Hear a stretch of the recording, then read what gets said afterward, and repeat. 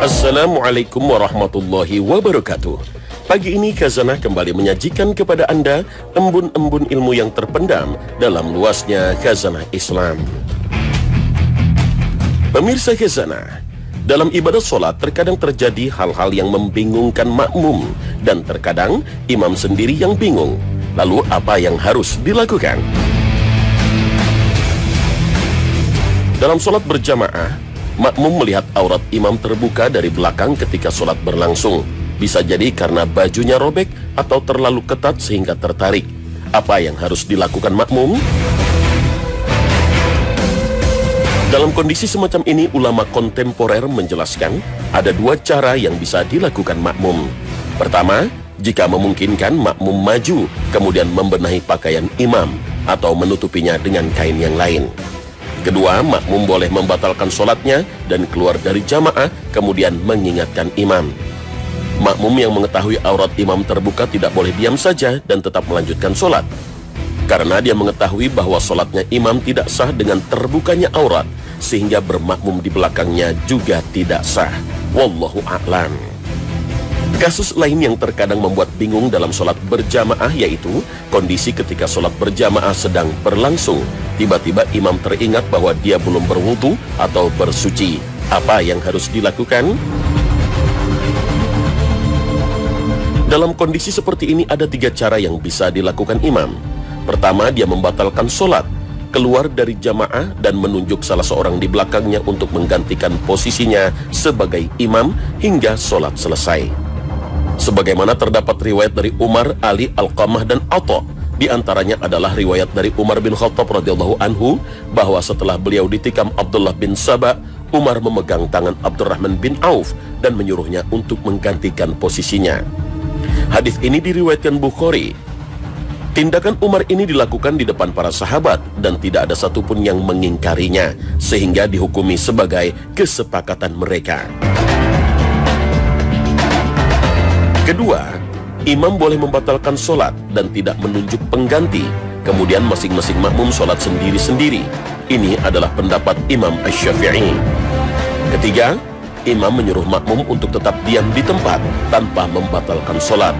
Kemudian imam bersuci, lalu kembali ke tempat semula dan melanjutkan sholat berjamaah. Ini berdasarkan hadis dari Abu Bakrah radhiyallahu anhu. Beliau mengatakan bahwa Rasulullah SAW mengimami sahabat sholat subuh. Tiba-tiba beliau berisyarat kepada para sahabat agar tetap berada di tempatnya. Kemudian beliau pergi, lalu beliau kembali, sementara kepalanya meneteskan air, dan beliau sholat jamaah bersama mereka. Hadis riwayat Abu Daud.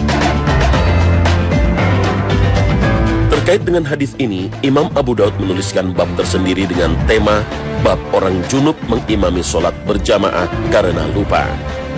Menjelaskan hadis ini, Imam Al-Khattabi mengatakan hadis ini bisa menjadi dalil bahwa jika ada imam yang sholat dalam keadaan junub sementara makmum tidak tahu bahwa imam junub, maka sholatnya tetap dilanjutkan dan tidak wajib diulangi. Sedangkan imam wajib mengulangi sholatnya. Wallahu a'lam. Selain itu, masih ada kasus lain yang terkadang membingungkan dalam sholat berjamaah adalah jika imam lupa salah satu ayat yang dia baca, sementara tidak ada satupun makmum yang mengingatkannya, karena makmum juga tidak hafal. Apa yang harus dilakukan? Menghentikan bacaan lalu ruku atau mengganti bacaan suratnya? Ulama kontemporer menjelaskan, jika imam lupa bacaan ayatnya selain Al-Fatihah, maka imam bisa melakukan beberapa pilihan. Imam boleh menghentikan bacaannya dan langsung ruku, atau boleh juga mengganti ayat atau surat lain.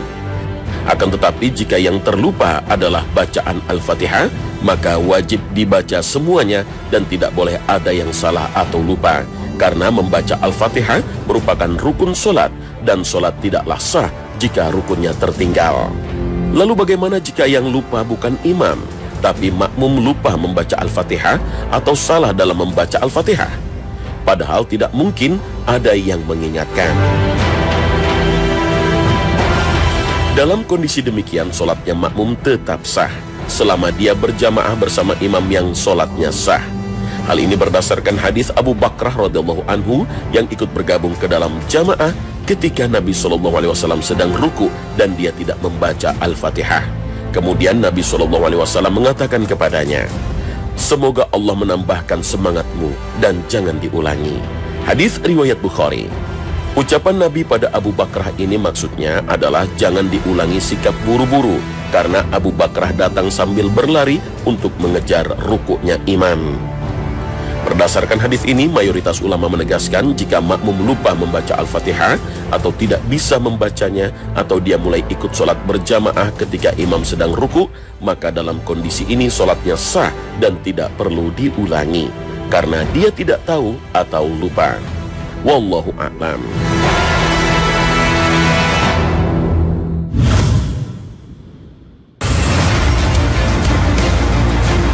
Pemirsa Khazanah, berpura-pura baik padahal hatinya benci hanya untuk menghancurkan orang lain. Berpura-pura saleh padahal hatinya jahat. Kepura-puraan itu dimaksudkan untuk menjatuhkan lawannya.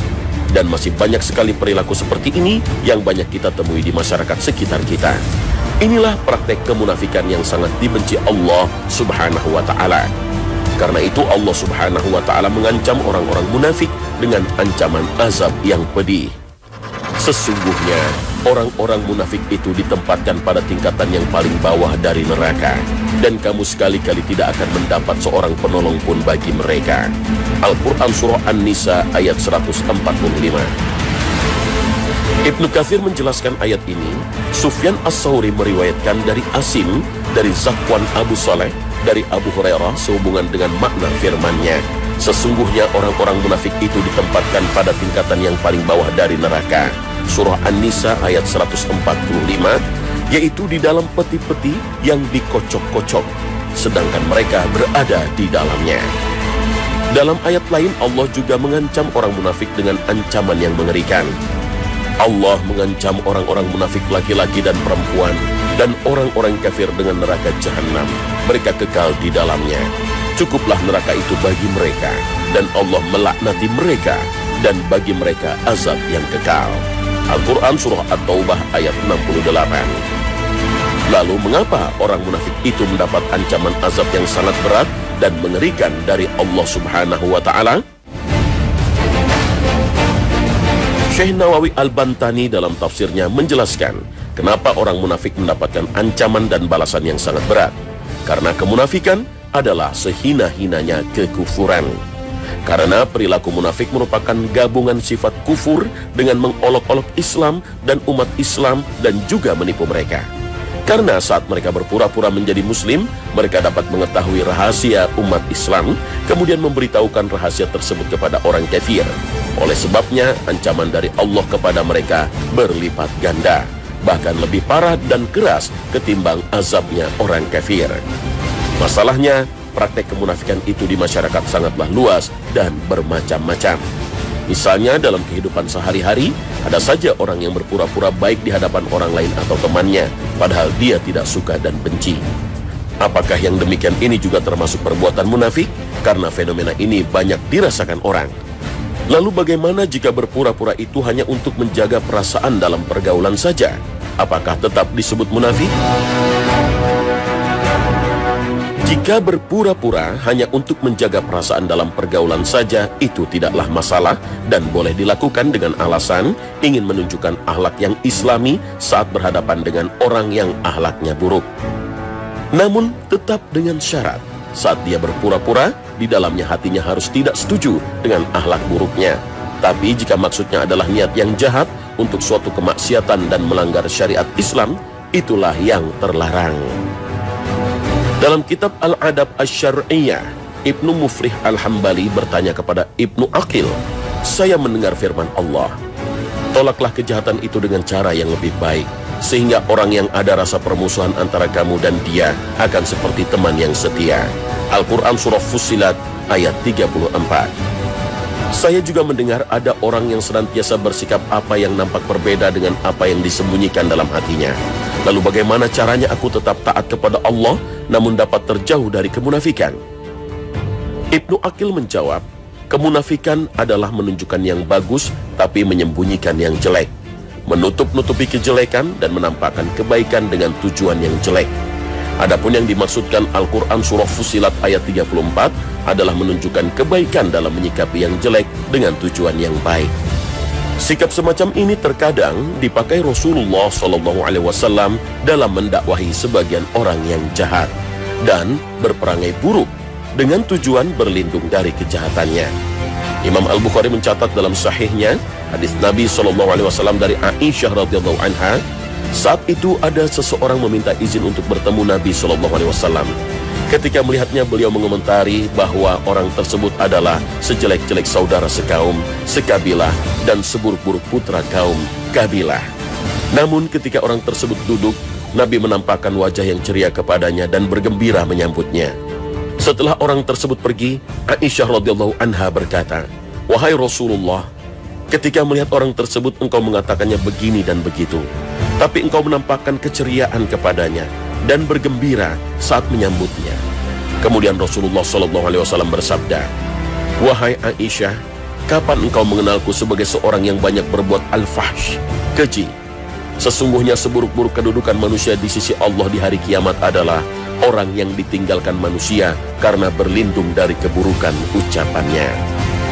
Al-Iyad, Al-Qurtubi, dan An-Nawawi menjelaskan, orang yang datang kepada Rasulullah SAW tersebut dijuluki Al-Ahmaq Al-Muta, orang dungu yang ditaati. Kedatangannya memang diharapkan Rasulullah SAW untuk dilunakkan hatinya agar kaumnya terbebas dari kejahatannya. Orang ini adalah pemimpin kaumnya. Begitu bijaksana sikap Rasulullah SAW dalam berbahasa basi, melunakkan ucapan, berwajah ceria, dan menampakkan kegembiraan demi melindungi masyarakat dari keburukan orang lain. Jadi, berpura-pura baik di hadapan orang yang buruk dan jahat boleh dilakukan agar orang jahat itu tidak membahayakan masyarakat.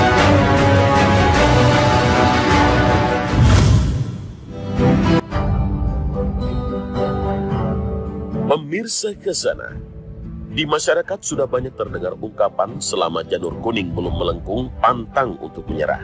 Artinya, sebelum wanita itu dinikahi laki-laki lain, bagi seorang laki-laki jalan masih terbuka untuk mendapatkannya. Sementara ada hadis Nabi yang mengatakan, tidak boleh seorang muslim melamar wanita yang sudah dilamar orang lain. Akan tetapi pertanyaannya, bukankah wanita itu hanya baru dilamar orang dan belum dinikahi secara sah? Bukankah dalam kondisi ini boleh dipinang? Para ulama 4 mazhab sepakat tidak boleh bagi seorang muslim untuk melamar wanita yang sudah dilamar orang lain, dan juga tidak boleh mempengaruhi wanita tersebut untuk membatalkan lamaran orang lain berdasarkan sabda Rasulullah SAW. Tidak boleh bagi seseorang melamar wanita yang sudah dilamar saudaranya hingga pelamar tersebut meninggalkannya atau menerimanya, atau diizinkan oleh pelamar pertama. Hadis riwayat Bukhari dan Muslim. Imam An-Nawawi rahimahullah menjelaskan, secara zahir hadis ini menunjukkan diharamkannya seseorang melamar wanita yang sudah dilamar orang lain. Mereka sepakat menyatakan keharamannya jika pelamar tersebut sudah jelas-jelas mendapatkan jawaban diterima lamarannya, dan dia tidak mengizinkan orang lain untuk melamarnya atau meninggalkan lamarannya. Jika demikian, bagaimana jika seorang wanita sudah dilamar pria lain, tapi si wanita belum menjawab iya atau tidak? Apakah dalam kondisi demikian, orang lain boleh melamarnya?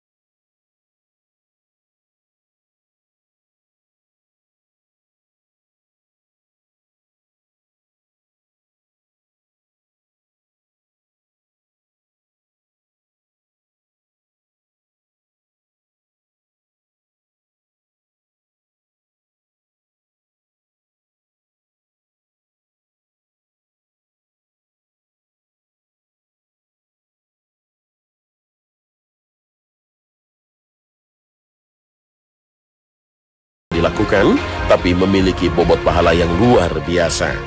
Amalan seperti apakah itu? Ada amalan zikir yang sebenarnya ringan dikerjakan, tapi pahala dan ganjarannya luar biasa. Inilah yang disampaikan Nabi SAW dalam sabdanya. Ada dua kalimat yang dicintai oleh Allah, ringan di lidah dan berat di timbangan, yaitu bacaan Subhanallahi wa bihamdihi Subhanallahil azim. Maha suci Allah dan dengan memujinya, Maha suci Allah yang maha agung. Hadis riwayat Al-Bukhari. Dalam kesempatan lain, Rasul SAW bersabda, barang siapa di waktu pagi dan sore membaca Subhanallahi wa bihamdih 100 kali, maka tidak ada seorang pun yang datang pada hari kiamat dengan membawa pahala yang lebih baik dari pahala yang dia bawa, kecuali orang yang membaca seperti yang dia baca atau lebih banyak. Hadis riwayat Muslim. Suatu ketika Rasul SAW bertanya pada para sahabatnya, apakah seorang di antaramu tidak mampu mengerjakan 1000 kebaikan dalam setiap harinya? Salah seorang sahabat yang ikut duduk bersama beliau bertanya, bagaimana cara salah seorang di antara kami dapat mengerjakan 1000 kebaikan? Beliau menjawab, membaca tasbih Subhanallah 100 kali dapat mendatangkan 1000 kebaikan atau menghapus 1000 dosa atau kesalahan. Hadis riwayat Muslim. Nah pemirsa, jangan kemana-mana. Khazanah akan segera kembali sesaat lagi.